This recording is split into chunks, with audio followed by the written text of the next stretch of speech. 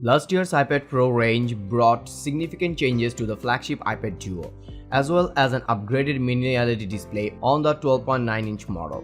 Apple introduced its desktop-class processor, the Apple M1, to the range, allowing the tablets to perform tasks usually exclusive to MacBooks and iMacs. Impressive though that was, Apple is hard at work on the next iPad Pro ranging behind closed doors.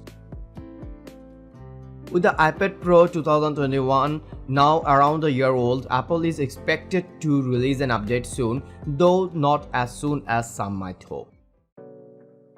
An August 2022 supply chain report from Mako Takara suggests that the new iPad Pro range could get an upgraded smart connector. The current 3-pin connector on the iPad Pro is used to connect accessories like the Magic Keyboard, but the Mako Takara report suggests that the new model will sport an upgraded 4-pin connector on the top and bottom side edges.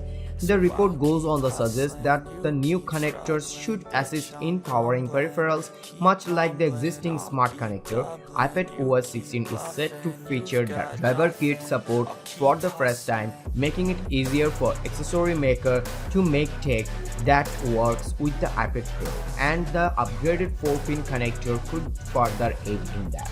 The issue is that, if true, it will make existing 3-pin accessories like the premium Magic Keyboard incompatible with the new models, and I doubt there will be many in a rush to replace a perfectly good keyboard just because it's 1 pin short. As well as a glass rear and reverse wireless charging, one analyst suggests the iPad Pro could get an updated design, though the leaker isn't sure if it's for this year's model or it's just something in the works behind closed doors at Apple Verge. Discussing the leak via Twitter, Dylan Katie suggests that a new iPad Pro could feature a horizontal camera placement and a horizontal Apple logo to match, with the default orientation of the Pro tablet switching from portrait to landscape. There is no mention of other iPads getting the same treatment, and while that may sound odd at first, the Pro range does lend itself more to landscape scenarios than other tablets in Apple's range. Creatives tend to draw in landscape orientation, editors edit in landscape, and it's in landscape when used with the Magic Keyboard too. Of course, with no mention of the reorientation in any other design leaks, it's worth taking this one with a pinch of salt, but it's certainly an interesting idea.